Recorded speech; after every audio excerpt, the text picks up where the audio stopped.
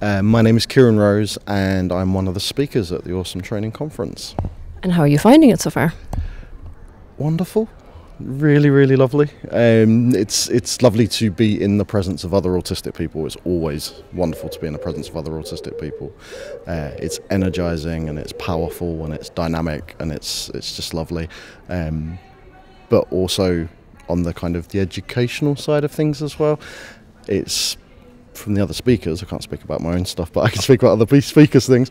It's been incredibly powerful and I think impactful from the conversations that I've had with lots of the delegates. So the concurrent theme, all of us completely without understanding or recognising or interacting what we were going to be talking about, we've all met the same themes, which is pretty obvious because, you know, that's the nature of being autistic. We all have shared and relatable experiences, but at the core of it, it's basically been, the overall message has been, please stop causing harm, and not knowing that you're causing harm, and that's the worst thing. I'm talking professionally here, but generally, society generally, it's so wrapped up in itself and its notions of what the world looks like, and the world doesn't look like what most people think the world looks like. That's just people trapped in their own heads, and so much of this narrative is projection onto autistic people, you know, that we don't exist in the way that other people assume that we should, just because that's the way that they exist,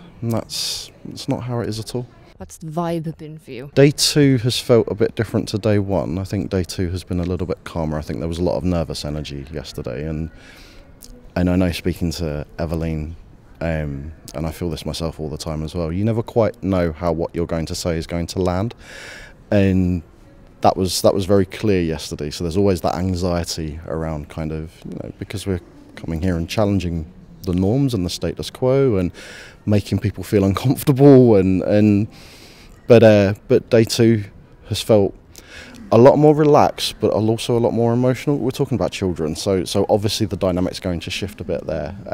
But overall, it's been wonderful. It really, really has. I just love being around other autistic people. What advice would you give people who would like to speak at a conference like this? Oh, wow.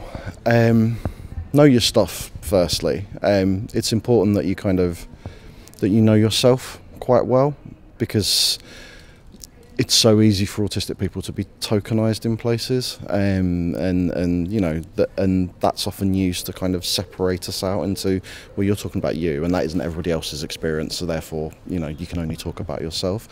So the way to challenge that is to know your stuff and to take that step beyond your own experience and start thinking about how other people's experiences relate to yours, and recognizing those differences, but also recognizing that relatability. And I see so many autistic people who, particularly newly diagnosed people, who have that impulse to want to change the world and to not have other people go through what they've gone through, but it takes a lot of work to kind of get to a place where you can communicate that effectively and clearly and have the impact that you want. So doing the work is really important alongside speaking about the stuff as well. So yeah, that would be my biggest thing, but just come and be yourself and deliver in the way that you need to deliver. If we ran it again next year, would you come again? Oh, absolutely. There's no doubt about that.